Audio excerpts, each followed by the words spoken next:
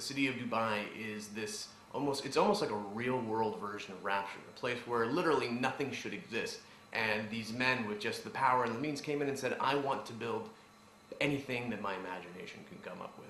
The beautiful thing about our city, our version of Dubai in the game of Spec Ops, is that there are parts of it that are real, parts of it that are the real city, but then there are parts of it that we've also come up with, and you can't really tell which of those parts is which. You walk through and sometimes you think, well, there's no way that's real, but in fact that actually exists over in Dubai right now. As this kind of living, breathing, but also dying city in Spec Ops, because it's been reclaimed by the desert, the group of Walker and his squad, Adams and Lugo, are moving through this city that's speaking to the past of what it was, but also to the juxtaposition of what is all of this luxury and overindulgence that has now become completely useless to the inhabitants of the city now that it's cut off from the rest of the world.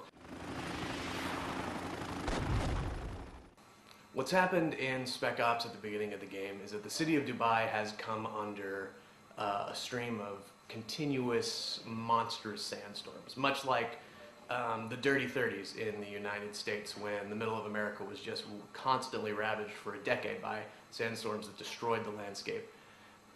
At the time when the sandstorms first started, Colonel John Conrad and the 33rd Infantry, who were coming out of Afghanistan, volunteered themselves to help with the evacuation of the city.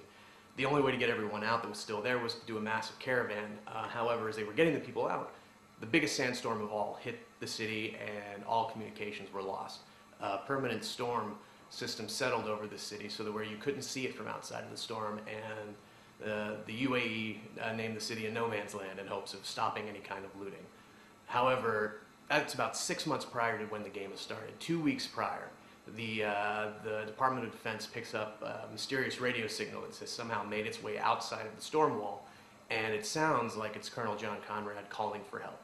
And so you, Commander Walker, commander of this three-man Delta recon squad, is sent in to infiltrate the city and attempt to find any survivors, and if you do, to immediately leave and radio for command so they can send in an evac team.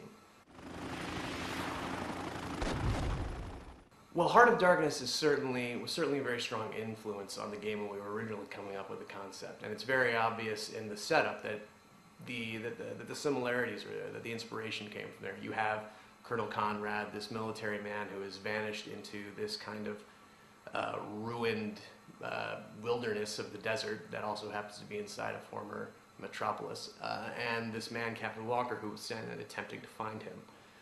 However, as you get your hands on the game and you start to get through the world, you see very clearly that the two stories very quickly diverge from each other.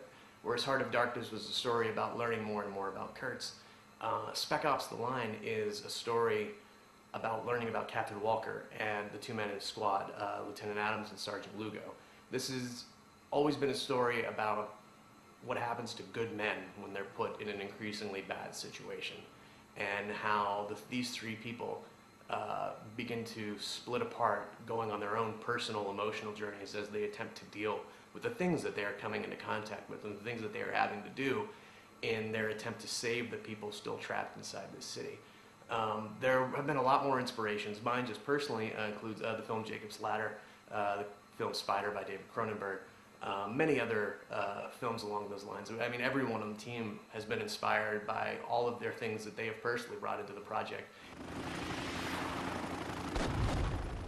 These moral decisions, they grow organically out of the moment, out of the narrative situation that the player finds himself in. If anything, it's more like a moral tableau. You have something that sometimes is playing out before you, and you're able to study it for a bit. Maybe think, well, these are the different choices that I have, because we're not going to tell you all the time what the choices are that you have. And also maybe think, well, what are the consequences going to be? Because the consequences aren't going to be, well, if I make this choice, I get a better gun, or I make this choice and hey, I get some faction points. The consequences are entirely inside of you. Some of them will branch into the game, some of them will just branch inside the situation itself, but mainly, we wanted you to have to see the consequences of your action within the world and simply have to live with it, much like the choices that you make in your day-to-day life.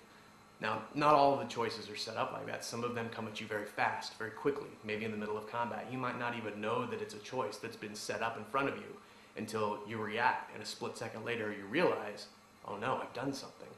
But the choice is already over. You've already made that action, and now you have to move on and you have to live with it. just like the characters in the game would have to, and just like you would have to in real life.